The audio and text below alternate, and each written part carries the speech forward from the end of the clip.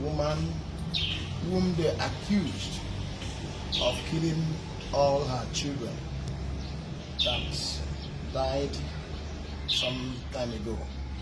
The only daughter who's supposed to be there for her, called, what's the name? Chioma.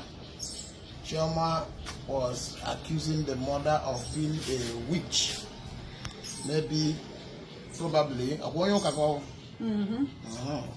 maybe her pastor might have told her that the mother is a witch.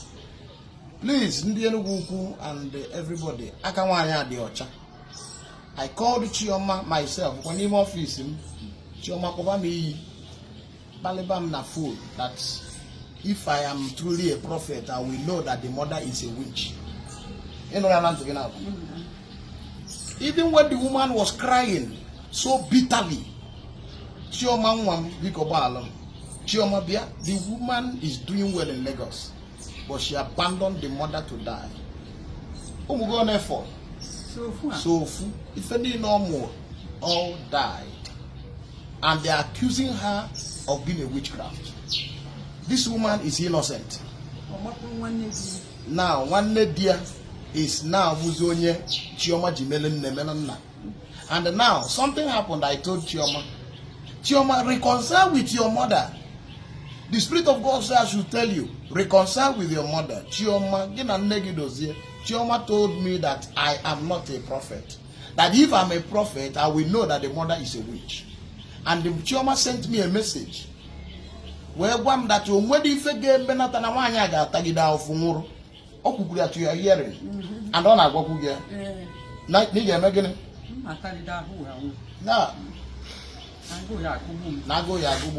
Now that was what she told me. She even sent it to my message that Mama got Tagida of Fuenwa until Elapo Amusi Nata. Mama is not a witch. I told Chioma, reconcile with your mother. The Spirit of God said I should tell you, Chioma, reconcile with your mother. She called me so many names, and at the end, Chioma died. How many? When? Chioma died in the month of April, and she died without making peace with the mother. My problem now, the one day Papia, made everything, is now causing trouble. Bulozu Chioma sees here, Naman the Chioma. This woman is passing through so many things. And since then until now, nobody is taking care of her. The only son, Fosriketa, all of the case in Ọmenala. Sorry.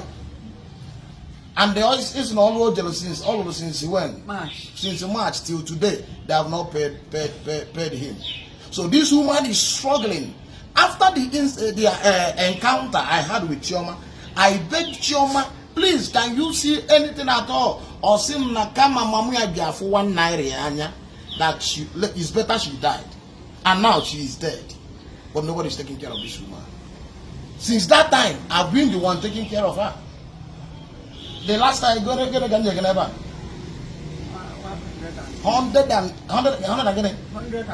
100, I gave her 100. One of my sons sent 100,000, and we raised about 80,000 here. We gave her. Some time ago, I gave her money.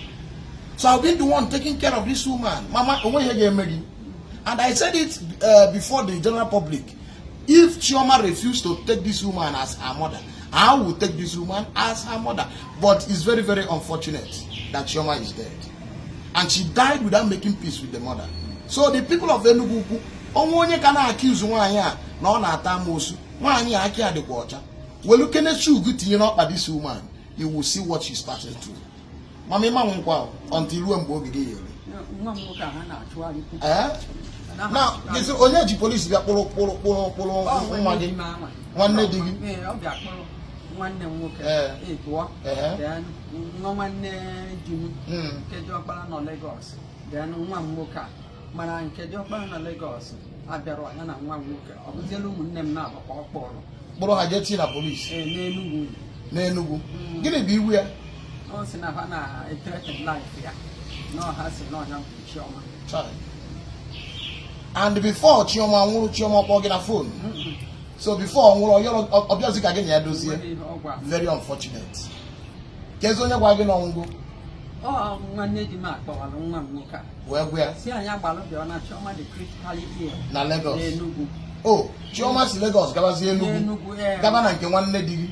She didn't even call your phone. Came up on a phone last week, Chioma.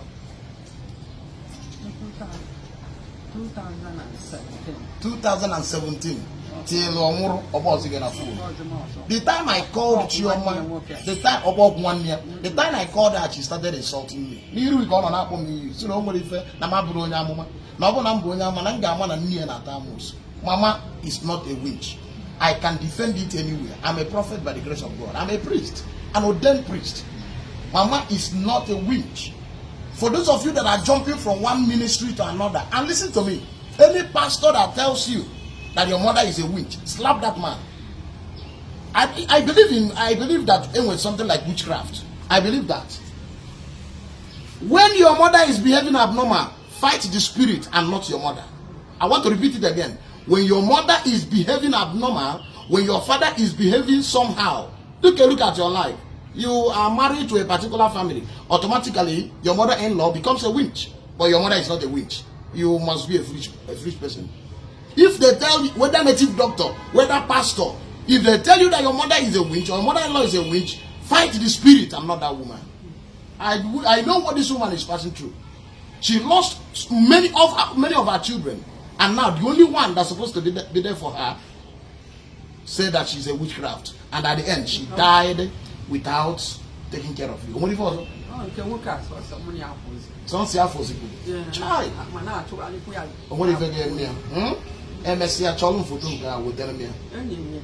Okay, this my secretary. What if you make a so I will talk to my children who are going to raise some money for you again. You will need to go to me.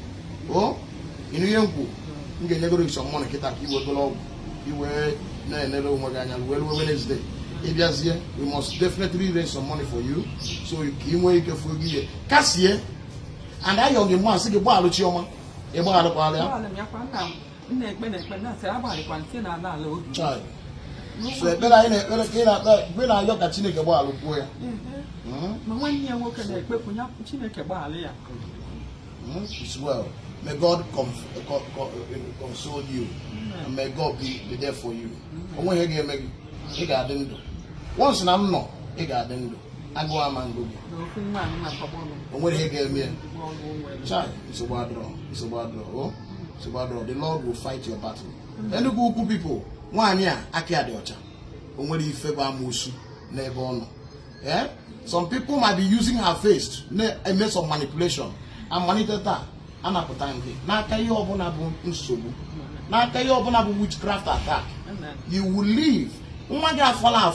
Ge emegi eze before ina na Jesus. Amen.